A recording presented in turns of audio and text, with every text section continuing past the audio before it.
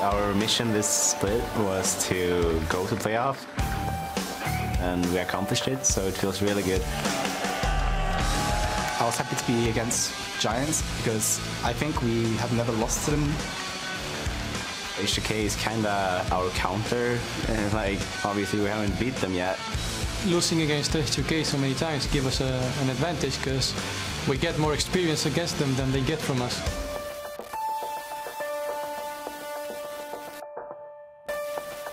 These playoffs, we want to get to the finals. Getting Worlds is my own personal #1 priority. Everyone else on my team feels the same way. I don't think the World's goal for them is any different from us winning and going as far as possible. It's our goal to do whatever it takes to win.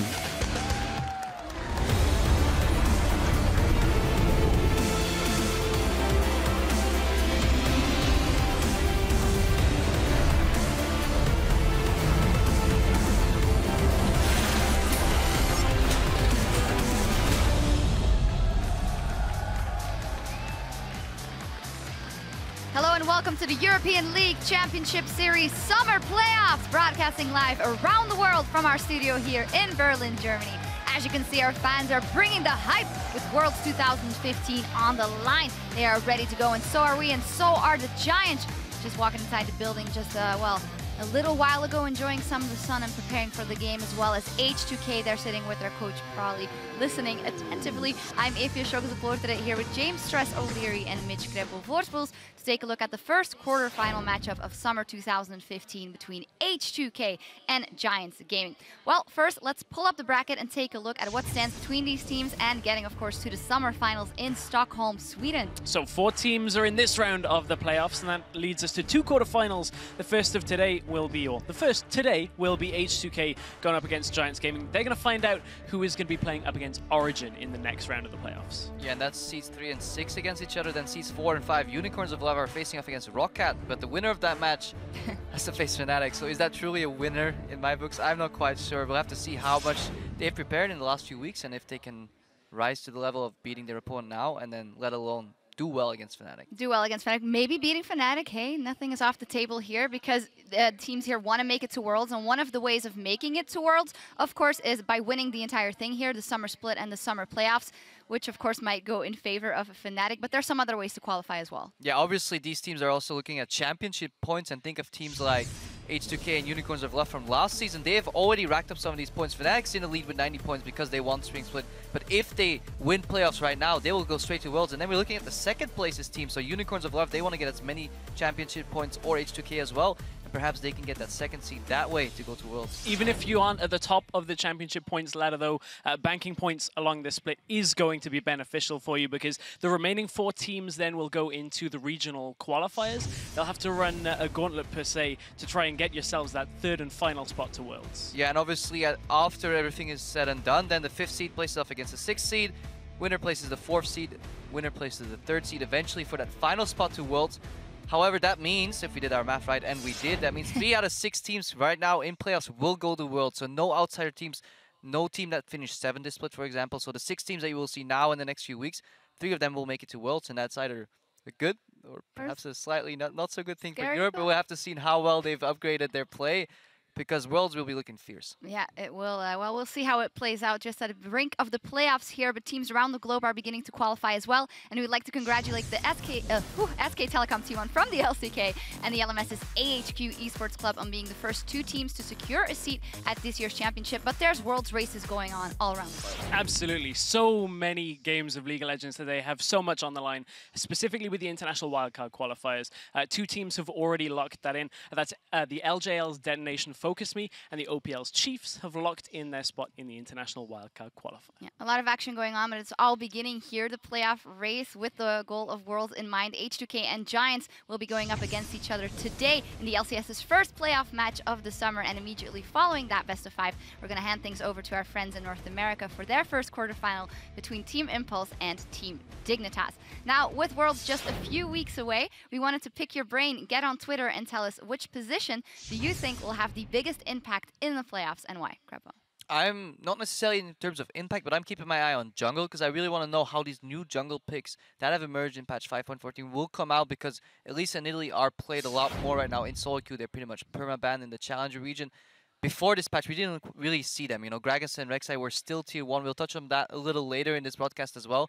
So for me, it's just which junglers of these teams have picked up new champions, mastered them, and found ways to, you know, level up the strategic game and see how they use them. Well, we will see. We'd love to know what you guys think as well. Tweet at LL Esports, you know the drill. Use that hashtag LCS, and we will be discussing those answers here on the desk in the course of the day. For now, it's time for action. The match at hand between the 3rd seed H2k and the 6th seed Giants. H2k leads the head-to-head. I don't know who was that. I think we never lost to Giants. Well, 7-0 is actually the competitive record for those two teams, and the history of those two teams have very much improved this split after making a roster change, yet in the last couple of weeks it wasn't going that well for neither. Yeah, both these teams have across the splits, you know, made a roster change. H2k swapped out Voidal for Kasing. He came in and he had the Kasing effect, you know, very fantastic performance. Up until recently, that worked fantastic for H2k. They hit a bit of a slump at the end, you know, it wasn't all that, you know, macro level shot calling wasn't all going that great, but at the same time, Giants, they brought in Godfred, and he was doing fantastic. For the first time, we saw Giants with somewhat of an idea of what they were doing, other than trying to let Pepinero carry. However, in lane swaps, they still show that they had a lot to learn, and that, when H2k is at their peak, is their main strength. However, I think one of kind of the almost worrying things now as we're entering playoffs is for both of these teams, the similarity is they only pick 2 wins each up in the last 3 weeks of play. So certainly both of them have seemed to be on a downtrend coming into playoffs. Have they fixed that in the week off? We will see. We'll start by taking a closer look at H2k. They will be starting on the blue side of the Rift today for Game 1. Odoamne, Lulex, Ryu, Hjarnan, Kasing, and their coach Prolly, who they were talking to just a few minutes ago. Well, I said that, well, when they play good, they play incredibly crisp. High-level strategic play, getting in there, getting those advantages. The last couple of weeks, not so much have been trailing behind. And maybe it was a wake-up call, and we also can't forget that they had more time to prepare for these matches than they've had for any of the others to get out of that slump. Honestly, due to the fantastic start that H2k had, you know, 9-3 in weeks 1 to 6, then that little slump that Stress just pointed out, you know, 2-4 in the last 2 weeks, might not be all that bad. For the first time, they have to learn what it is to lose a couple times in a row, negative morale, see if they can fix that, and that's what you need, that mental dexterity, because you're going into a best of 5 right now. It's games back-to-back. It's no longer just best of 1 and brush it off. And that may have been good for them. And as you said, you know, 2 weeks to prepare with Prolly there. He's been used to, you know, these multiple weeks preparations because he's, you know, like me, played in a couple of relegations in his career. So he knows what it is to build up for this very hyped match. And hopefully he can bring that to the table for H2k. I think it's a difficult ask, though, because although, yes, they have had a week off to prepare, hopefully that settled themselves, but H2k historically, whenever they've been dealt a little bit of a tough card, they have struggled sometimes to get back on the horse, get back onto winning ways. The loss against Fnatic kind of was a bit of a re-emergence of that. If they get ahead in this series, hopefully that'll never creep in, but a loss in maybe Game 1 or Game 2 could look to, you know, reform that from H2k. We will see. Looking aside from emotions and tilt mechanics here and there, let's look rationally at the lane matchups. Where do you think that it could really shift in one or the other team's favor, Crepo? I think H2k has a massive advantage in the bot lane. I think Kasing is a fantastic player and better than Godfred. Wider champion pool, and I think Hjarnan is well ahead of Audrey, so in a straight-up 2v2, they should be able to come out on top. In addition to that, should the Giants choose to lane swap away, then they put their man Whirlip behind, and also they're just not that good in lane swaps. I have to echo all of the sentiments that Crepo just made, if I'm honest, and that's not the only area on the map that there is kind of one of these matchups that we're looking at. Top lane is going to be a high focus in this game, I feel, on almost an individual level, but team play as well, because these two top laners are very, very different. You can see some of their stats up on the screen there. You can see Whirlip tends to get a better lead earlier in the lane, but Odoamne really makes his presence felt when it comes to using teleport to get into other lanes early, assist his team, and that's reflected in the 15-minute KDA that he has. Odoamne normally very high up, whereas Whirlip doesn't tend to get the teleport working for himself. He ends up dying a fair amount compared to Odoamne in this early game. That's what you see, like how can these top laners make the impact for those kills? Yes, Whirlip had that Galio game where he was taken to the front, but usually it's Odoamne that has these roams on Rumble. I still remember distinctly where he roamed to mid as Rumble, and he was going seemingly into a 2 against 4, but somehow came on top because he knows his strengths when he's ahead. However, does like getting caught when he's behind too. So that maybe could play into the Giants' favor. We will see. And speaking of Giants and Whirlip, let's turn to the red side and look at their lineup with a cool soundtrack. Whirlip, Frederick, Pepinero, Adri, Godfred, and their coach Lothar. As said, whatever happens here, Giants were in the promotion tournament in the spring split. They stated that they wanted to make it to playoffs. I did hear Adri saying in one of the features, I also want to make it to Worlds. Now it seems you just want to win as much as possible. What is that? Yeah. Initially, it went well for the Giants, and yeah, when you're 4-0 and all, or 4-1 or whatever the score was ahead in the earlier season, then you can start saying, yeah, we want to make it to Worlds, but they took a bit of the dip at the end of the season. Yeah, and if you look at their stats as well, on average down 2,000 gold at the 20-minute mark, and they've actually been behind at the 20-minute mark in 12 out of their 19 games. That is ideally not the position you want to be in, and they seem to drop the ball getting to late game, but they get pushed into late game more. Right, and they're not going to get pushed into late game, they're just going to get pushed in if H2k come back as to how we've known H2k. Remember, right the way back at the beginning of the season, we talked about how good H2k were when it gets to that 20-minute mark. However, there could be one roadblock for H2k, and that could be in the middle lane when it comes to Pepinero up against Ryu in that middle lane matchup. You know, normally we'll see Pepinero get a lot of freedom when it comes to farming in the middle lane, and you can see he's actually the highest farm at the 20-minute mark for all mid laners. Ryu comparatively is the lowest for mid laners, but as always, the stats don't tell the entire story behind this. Yeah, we'll just have to see how well Pepinero can get that CS advantage, and if he can translate that into advantages across the map. Can he make those picks, win those fights for Giants? Because otherwise, Ryu will do his signature Ryu style, where yes, he may lose CS, but he will be roaming. He'll be down in the bottom lane. H2k is notorious for swapping their bot lane to the mid lane.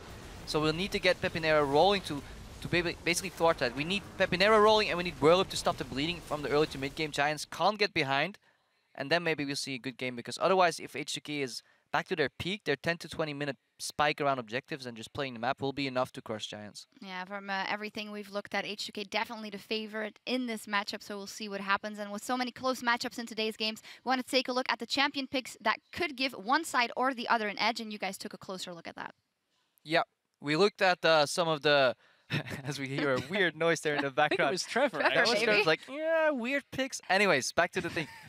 Now we're at the end of the season, so what we can do is look back towards what's happened across the season. Different patches came and went, and we took a look at the mid lane and the jungle matchups and see what's changed over time.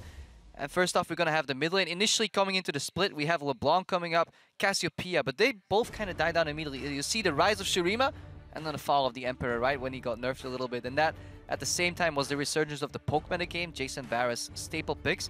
But I do like that Victor kind of crept in there as a control mage, and now with the addition of, for example, Nukeduck playing Yasuo, perhaps it has opened up for multiple new picks and counter picks in the mid lane, because we've been off the grid for 2 weeks here in the European LCS, so perhaps we'll see something else. Certainly a lot of variation when you look at mid lane trends. On the other side of things, though, we took a look at jungle, as you alluded to.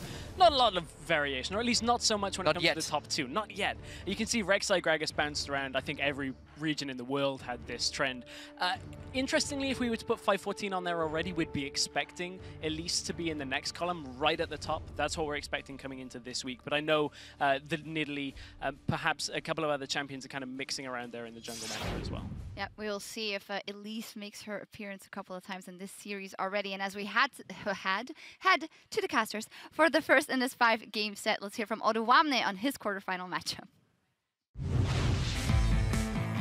We play them a lot, even in Challenger Series and Promotion Tournament and everything, and so far we're like 7-0. Every time we faced them, it wasn't really hard for us to just impose our gameplay and come out with the win against them.